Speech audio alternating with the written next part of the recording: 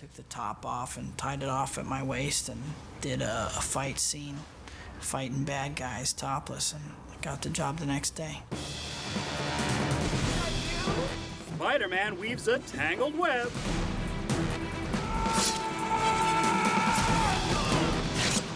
Hugh Jackman lets his claws out. Let's go. The Superman of yesterday, today, and tomorrow. Hey, Jim! Whoa! Excuse me. That's a bad outfit!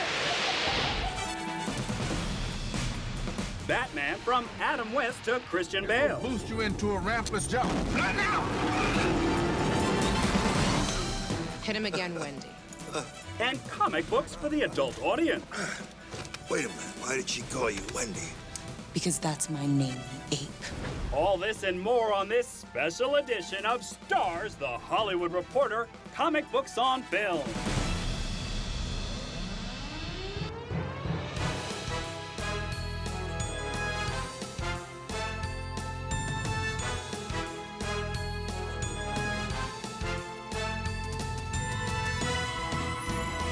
I believe there's a hero in all of us.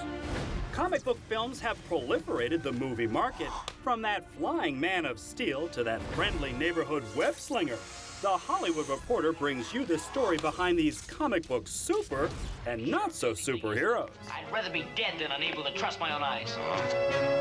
So the main comic book companies are Marvel Comics and DC Comics. And those are the home of the traditional superheroes that we all know and love, like Superman and Wonder Woman and Batman. Hollywood's relationship with comic books goes back to the beginning of movies, or even the beginning of talkies.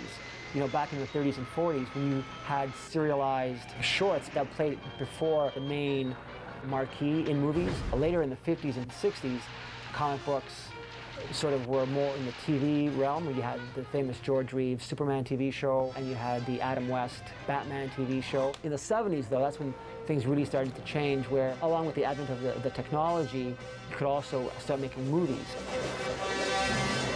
Comic book movies died in many respects in the 90s because just of the bloated budgets of the Batman movies that became bigger and bigger, yet the returns were diminishing. Stan Lee is one of the godfathers or grandfathers of comics. He helped usher in the Marvel Age of Comics in the early 60s when he co-created a lot of the popular superheroes of today. That's him! That's him! Get him! The Marvel success, it really started with Blade, and then XMen, and then XMen 2, and then Spider-Man and Spider-Man 2. And all of a sudden, Marvel comics were everywhere. When you're dealing with superhero comic books on the level of Spider-Man and Superman, you have a built-in awareness, because everyone knows who these superheroes are. The difference? Showmanship.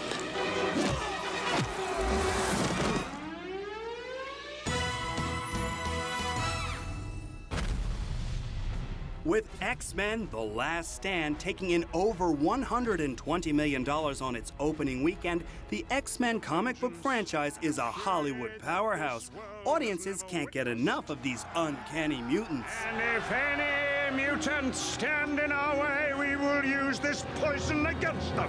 One of the things about the comic book itself, which I guess translated into the movie, is that there's like something for everyone. There's something about each of these characters that's sort of very real and very human, and like, yeah, they have superpowers, but they're all very flawed and very sort of very realistic in a lot of ways.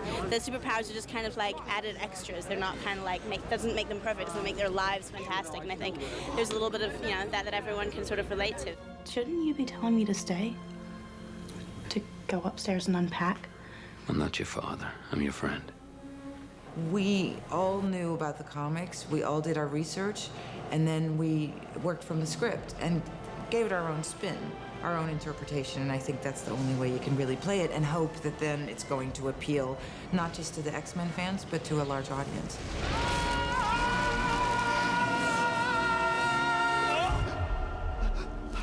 For the actors, researching the roles was important for maintaining the fan appeal of the comic book.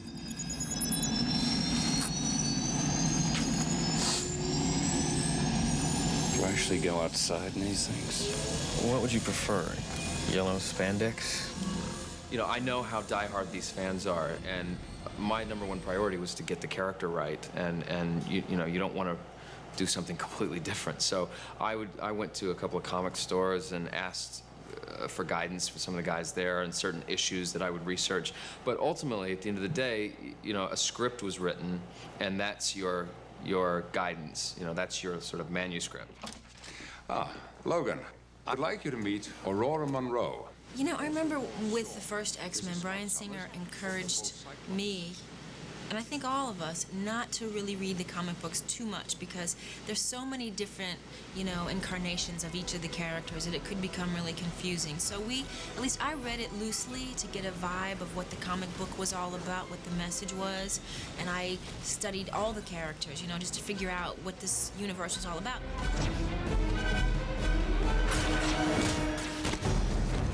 Perhaps the easiest research I've ever done was for X-Men, because the studio just sent over piles and piles of comic books. That's no real hardship as far as research is concerned, because I was a beginner. I knew nothing about the whole lore of X-Men. And in fact, even still today, I'm learning from fans details about relationships and so forth that emerged during the years of the comic book that I have not been aware of. X-Men: The Last Stand may be the final chapter to the X-Men story, but in the world of comic books, there never really is an end. The studio are adamant that we are pulling down the curtain on the X-Men franchise. And yet, you look at the film carefully, and it seems as though there are doors that have been left ajar just a little bit, avenues that might be followed. It's fact that I and my company are developing with Fox a movie about Wolverine. I want to make a movie that fully explains his character, so you know exactly who he is, every bit. I think he's been central in a way to the stories, but I still feel there's more to explore.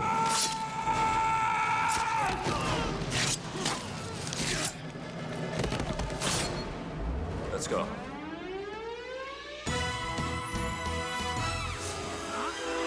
SpiderMan is now in the midst of its third modern incarnation. As Shay Crabtree explains, there are risks and bonuses when bringing a comic book classic to the big screen. One of the things that's important to remember about comic book movies is we're all familiar with these characters. It's almost like a pre-sold concept for most of us. And when you take a comic book based on a very familiar character and adapt it for the big screen, you've almost got a built-in audience of fans. Is that you? One of the things that's funny about seeing these comic book adaptations for the big screen is you're not seeing completely A-list casting, and the directors are a little bit more offbeat as well. You know, Sam Raimi, who's a big comics book fan himself, he's very knowledgeable about the genre, brings a certain authenticity to it, and you can see him in his casting trying to give it an edge. And with Sam Raimi's casting of Willem Dafoe, you're bringing a different kind of credibility to that cast, maybe an indie sensibility that's unexpected for a movie that's expected to be a summer tentpole. Ready, and action. Even with Spider-Man when it first came out, I wouldn't say any of these people were, in the beginning, really obvious casting. Tobey Maguire is not an obvious choice. Kirsten Dunst isn't an obvious choice. Now, 2020 hindsight, you can see, oh, these people worked. That's the result of a really good director. But at first, none of these people were obvious. And I think that has to do with taking a character that's so well known and making interesting choices with it and drawing the fans in to see how you're going to deal with this material and bring some credibility and authenticity to it. Great. Looks good. Let's get one more. Okay, one more. That's a print. Well, there's so much love for the Spider-Man character that we got a tremendous amount of people in Hollywood asking to play the different parts in the film. And actually, a lot of them were great, and a lot of them could have done the part. But once I saw Tobey Maguire, I knew I had to have him as Peter Parker.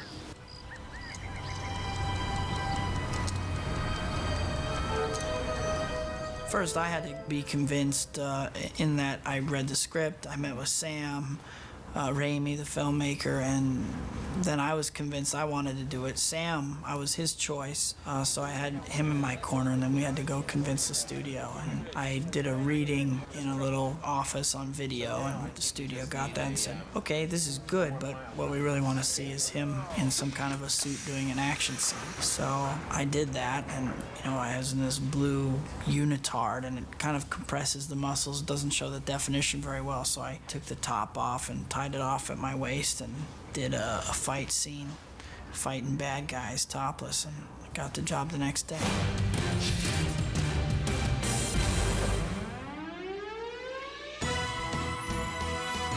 I'm homing in on the signal's origin. Batman is an American icon of comic book superheroes. Boris Kidd of The Hollywood Reporter explains how the most mortal of superheroes has evolved from pure cartoon to a very human dark detective. Batman really started way back during World War II in these black and white serial adventures. And then comics took a dip in the 50s. Superheroes fell into sort of unpopularity. And then they had a resurgence in the 60s due to the fact of Marvel and its superheroes. With the Batman TV show, that also brought a whole lot of attention because it's, you know, it's very flashy, very flamboyant. Obviously, as a grown-up, it looks pretty comedic and camp and silly. As a kid, you take it seriously. And I think that actually it speaks pretty highly of the elemental, you know, qualities of the character, that it can withstand those kind of slightly goofy interpretations.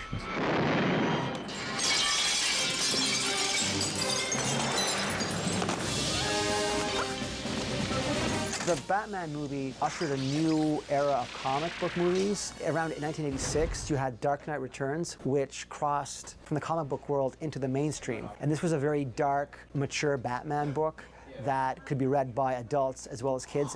So when they started doing the new Batman movie, it came from that point of view that it was going to be very realistic, quite dark, and very psychological, examining the motives of why someone would dress up in a cape and what kind of mentality that takes. And the same thing was applied to his villain, the Joker. Remember, you dropped me into that vat of chemicals. That wasn't easy to get over. Why not send Junior home early? The other movies were being bigger and bigger. The story and the characters' involvement were becoming less and less. Audiences were seeing like really simple storylines and they weren't connecting to them. So the movies made less and less money as their budgets went up and up. If you devote yourself to an ideal, and if they can't stop you, then you become something else entirely. Batman Begins returns to the darker roots of the comic page. Batman Begins was Warner Brothers' attempt to reboot the series. Critics and audiences were loving Christopher Nolan's look. It was very realistic, very psychological in terms of a lot of its motives and sought to explain a lot of things.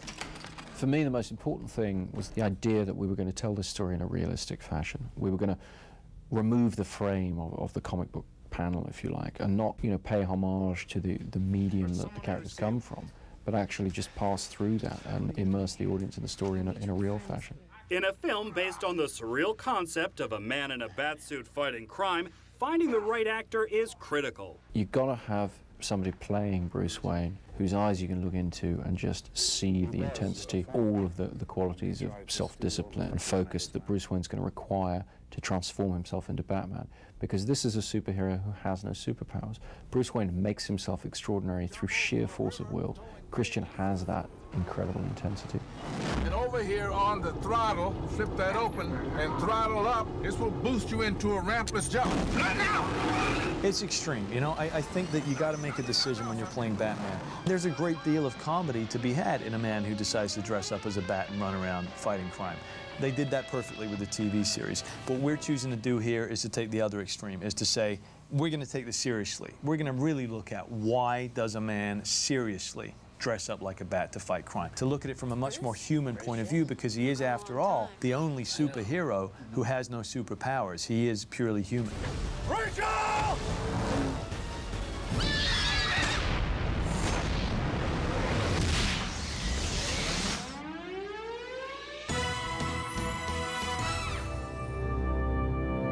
The return of Superman has rekindled the long-lost franchise. Greg Kilday of The Hollywood Reporter tells us how the Man of Steel has been remolded. Superman is one of Time Warner's most valuable characters coming out of DC Comics, which Time Warner owns. He came to the screen in Richard Donner's movie, Superman in the late 70s, which in its day and age introduced a new generation of special effects. Its ad line was, "You will believe a man can fly." It had a successful sequel a couple of years later, and then there were some quickie sequels that didn't work and the franchise trailed off. Warner's has been trying for years to revive it, but they had a hard time developing screenplays, finding the right director. Action! They finally settled on Bryan Singer, who had hits with the first two X-Men movies. Singer came up for a concept. It essentially follows some of the action from the second Superman. Its conceit is that Superman has been away for several years. He comes back to Metropolis.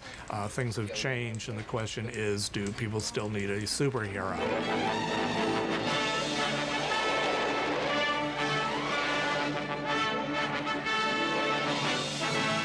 Warner Brothers has known from the very beginning that remaking Superman is a risky proposition. The character himself comes out of the DC Comics stables, and DC Comics is a sister company of Warner Entertainment, so it's a very valuable character to the company.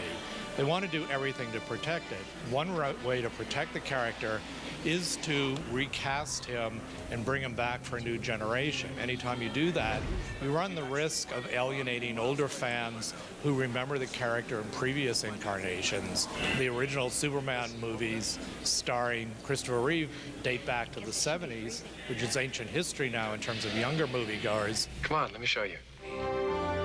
The mild-mannered Brandon Routh explains the evolution of the most recent Man of Steel.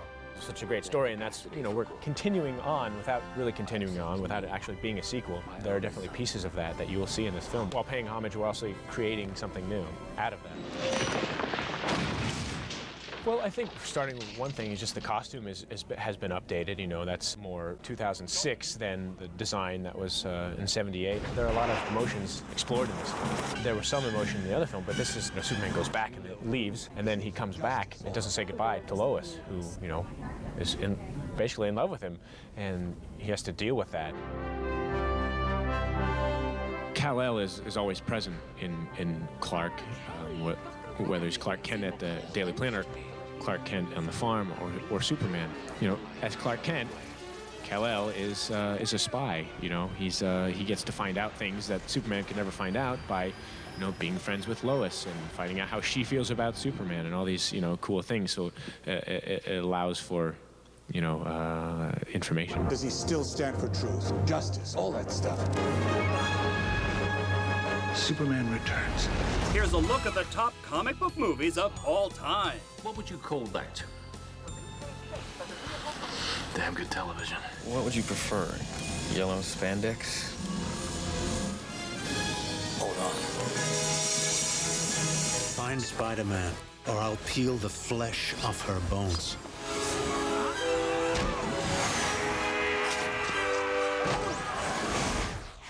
Female comic book characters have had mixed successes at the box office. The Hollywood Reporter examines why it's hard to be a woman in a superhero's world. The big challenge that Hollywood has discovered in trying to make movies out of comic books that feature female superheroes is that female action heroes have never had much success on the big screen. If you go back to Alien at the end of the 70s, Sigourney Weaver had a big hit with that sci-fi movie in which she battled aliens in outer space. That almost became the gold star that Hollywood has been chasing ever since, as it's tried to find female action heroes, some of them superheroes, that would appeal to a mass audience. And repeatedly, Hollywood has struck out when they've tried to do that. Things change. Probably the best example is that of Catwoman. When she was embodied by Michelle Pfeiffer in Batman Returns in 1992, that movie was a big hit. But then more recently, Warner Brothers Pictures, which oversees the Batman franchise, developed a standalone Catwoman movie starring Halle Berry. Halle Berry was just coming off an Oscar win. She certainly was a big star, but the movie was a major disappointment and really just went nowhere at the box office. You're a fake. One theory that's always thrown out is that the audience that is most devoted to comic book movies, teenage boys, are threatened by strong female action heroes. Now, certainly there have been exceptions like Sigourney Weaver in the first Alien movie, Angelina Jolie in the first Tomb Raider movie, but more often when women like Halle Berry or Charlize Theron have taken on kind of action roles, superhero roles, that core fanboy audience, they might have downloaded their pictures from the web and put them on their walls, but they haven't turned out for the movie. Remember me? You can see the same phenomenon taking place in the two movies Daredevil and Elektra. In the first movie, Daredevil, Ben Affleck starred opposite Jennifer Garner, who played the character of Elektra, a character out of the Marvel Comics stable. That movie did decent business. It did over $100 million. It wasn't a blockbuster by comic book adaptation standards, but it did the job. It got in an audience. Her name's Elektra. 20th Century Fox, figuring they might have a franchise character in Elektra, decided to give her a movie of her own. 2005, Jennifer Garner returned to the screen as the star of Elektra, and that movie just did no business. It opened to about $14 million. It ultimately did about $30 million domestically. There just wasn't an audience there for it.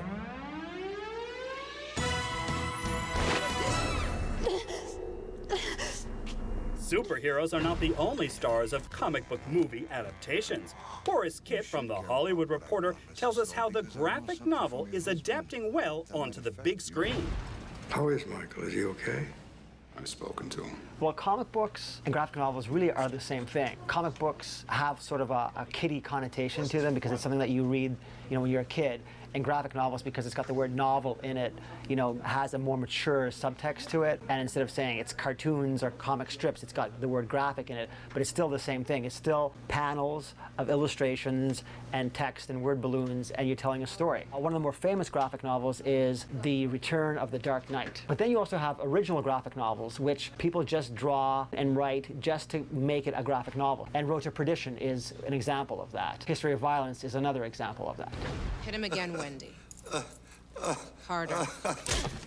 Sin City is often called a graphic novel, but originally it appeared in a comic book called Dark Horse Comics Presents, and it was 8-page story slices. It was like serialized, like you'd have it I think once a month. And then after a while, it got its own mini-series, so you had Sin City, A Dame to Kill For, and that was a set story. And that was 4 or 5 or 6 issues. But what happened after a while, they started collecting them into these graphic novel forms. And so now when people talk about, oh, it's the Sin City graphic novel, it's like it's really the 6 issues that were collected into this book form. Graphic novels like V for Vendetta attract filmmakers for both its mature storyline and artistic quality.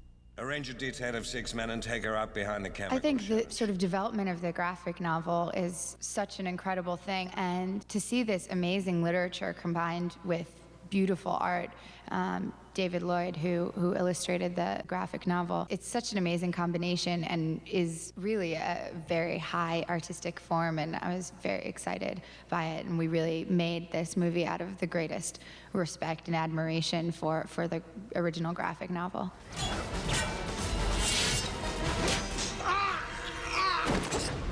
Kevin, yo! I think the thing that really spoke to me was it's based on material that was written 25 years ago, and I guess it still resonates today. The piece that they wrote was written in a completely different time frame and on the back of a very different kind of society. The politic of the piece spoke to me a lot, because I really feel like, things happen in the past and they happen now, and, they'll continue to happen into the future. So it was that, and the material was good material. I could really imagine it as a piece of cinema. That's it for this special comic book edition of Stars, The Hollywood Reporter. See you next time.